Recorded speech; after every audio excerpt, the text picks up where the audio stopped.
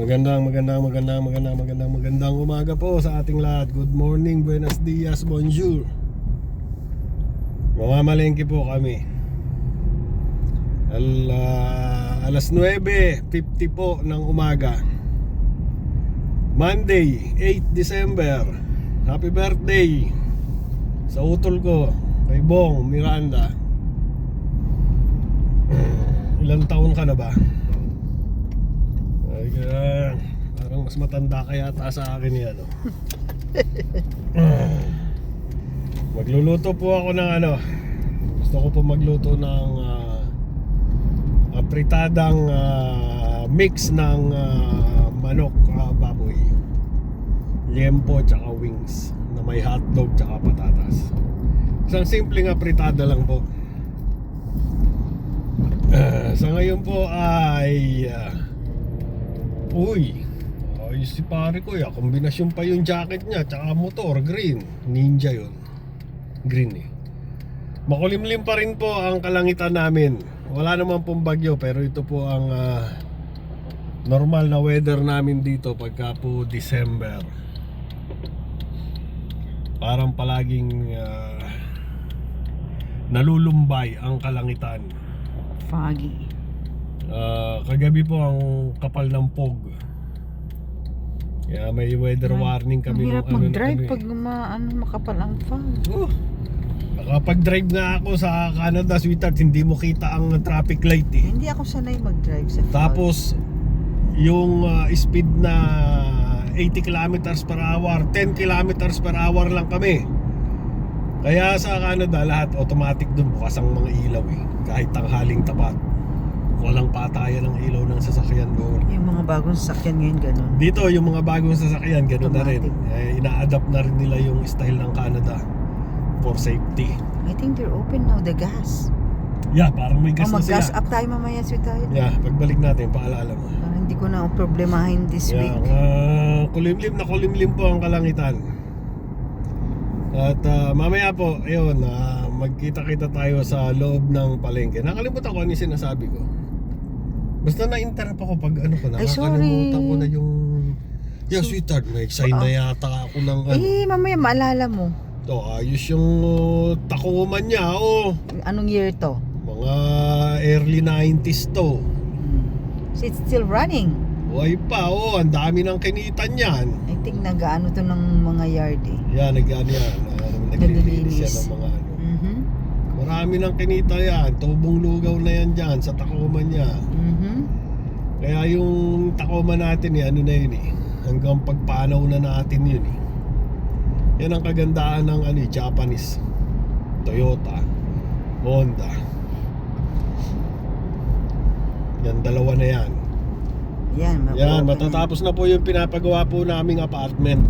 Marami po kaming project dito, subdivision, apartment. Hindi nga lang sa atin. Hindi nga lang po alam nila na inaangkin natin. Tuwing makikita namin. Andito na po kami ganito lang po ang buhay namin. Easy vibes, easy feelings. Ayan na naman ang mga bombero. Oops, sorry. At least dun sila nag-park namamalengke na naman ang mga bombero, dala-dala ang fire truck ng tas sa red sila, barangay. red zone sila. Ay. Mabuti nung isang beses sinisita sila nung matanda eh. Sabi nung matanda, you're wasting our money, you're wasting our tax money. Hindi naman sumasagot yung mga bombero na mga nakangiti lang. Kala nyo sa Pilipinas lang merong ganyan dito din. Okay, magkita-kita po tayo sa loob at bababa na po kami, nandito na po kami sa palengke.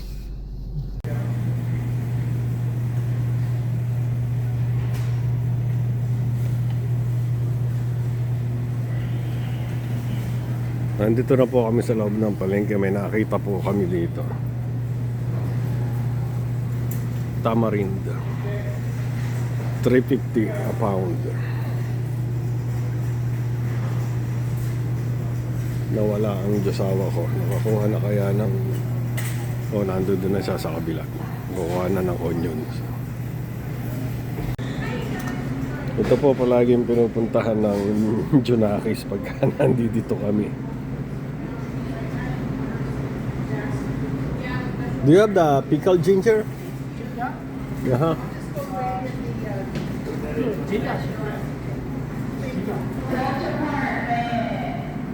Wala, wala.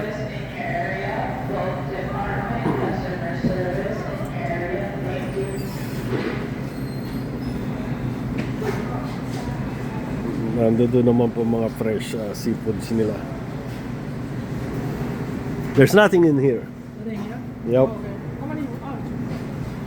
Oh, alright, okay. Thank you very much. Nandun pala sa sulok. Nakatago. Guitar. Eto. Nandun sa kabilang corner. Okay, thank you so much. Magkano to? Oh, mura na to. Kaya nga pala ano ko, masarap po yung timpla nila ng ginger dito eh. Hindi natin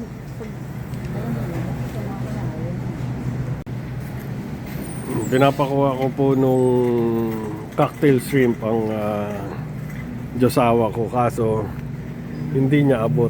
Merong lalaking tumitingin sa akin at nagtataka siya sa ginagawa ko. Ayan po. Kasi bihira po dito yung vlogger yung nagbibideo habang nakita mo ba siya? Tinitingnan niya ako. Yung lalaking dumaan. Titig na titig sa akin.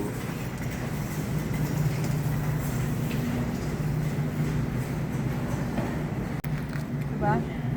Yes. Yan po mga choices ng hotdogs namin dito. Nagustuhan ko po ito. Angus. Masarap siya. Mas masarap kaysa doon sa Pilipinong hotdog. Kaya yan na palagi ginagamit ko. Palagi ako iniiwan ng josawa ko. Kung gusto nyo po ng mga pampaikli ng buhay, ayan, dito po kayo sa aisle na to magpupunta. Lahat po ng mga klaseng frozen na pagkain nandi dito. Ayan. Yun nga pong nasa sa Canada ako, meron doong slogan yung company na pasukan ko. Ang sabi nila, the longer the shelf life, the shorter yours.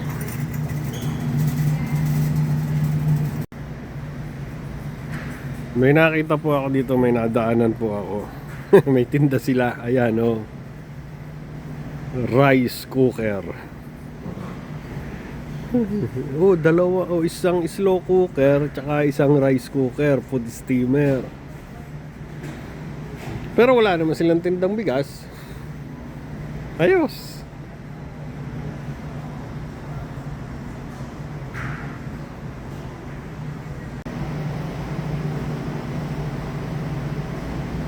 $1.38 pala isang box nito.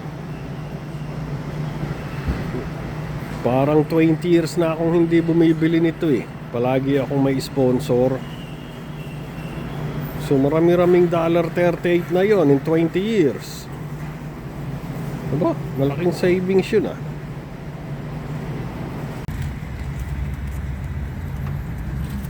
Nakalabas na po kami ng palengke. Ayan po. Sabi ko, ikaw na magkarga niyang mga pinamili natin kung ayaw mong masaktan. Oh, meron pang isang mamamalengke. Ayan, ano. Akala nyo sa Pilipinas lang may ganyan na dito rin. Ginagamit nilang pamalengke yung gamit ng barangay. At napakalamig po ngayon. Umuusok ang bibig ko. Ayun ang mga dahon ng parking lot. At masarap mamalengke ngayong oras araw. Kukunti kang namamalengke. Kaya pala see?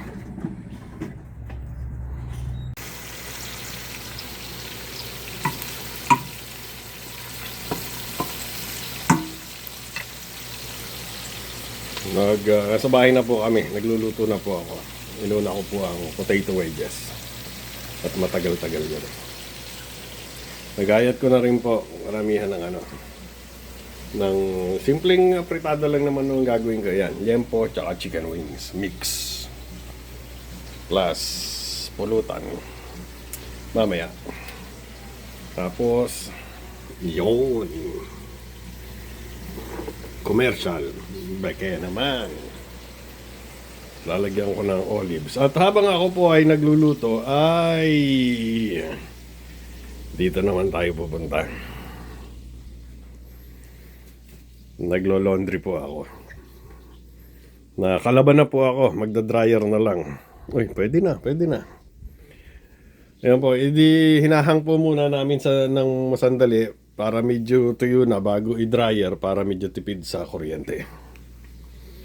At yung advice ko po sa mga bagong dating, US, Canada, huwag po kayong bibili ng washing machine na HE. Kasi panlalaki po yun, HE. Ang bilhin nyo po ay yung SHE para babae po, yung asawa nyo ang maglalaba. SHE. Kaso ang napansin ko po, ang tinda sa papatayin ko na po itong ilaw at babalik na po ako sa kitchen. Yung fan na lang ang bukas. Ang karaniwang mabibili sa market ay puro HE. Wala akong nakikitang SHE. Siguro puro lalaki naglalaba. Hindi katulad sa Pilipinas, babae naglalaba. Yun lang po ang ma-advise ko sa inyo. SHE ang hanapin nyo kung may makikita kayo. Yan. Babalikan ko po kayo mamaya pagka po nakaluto na ako. Kulimlim pa rin po ang kalangitan.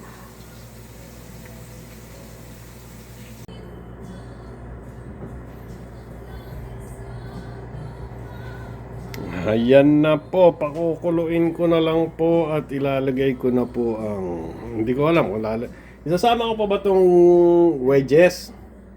Baka gusto na anak mong separation that or... Yun nga iniisip ko kasi gusto po ng Junakis yan, sinasawsaw sa ketchup. Alam niyo naman mga batang dito pinanganak at lumaki.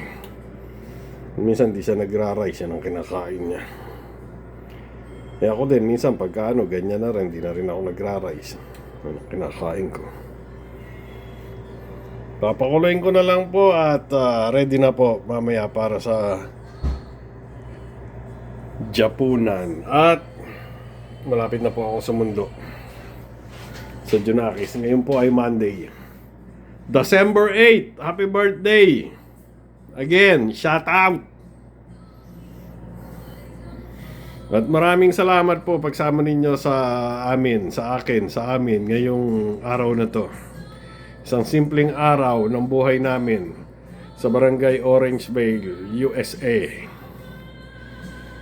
Mag-ingat po tayong lahat at ingatan po natin ang ating mga sarili at ang bawat isa. Huwag po tayong makakalimot magpasalamat sa mga biyayang natatanggap natin. Alin ang naiba? Alin? Pagka nakita ni batibot yan, mare-reject yan. Kasi may isang naiba.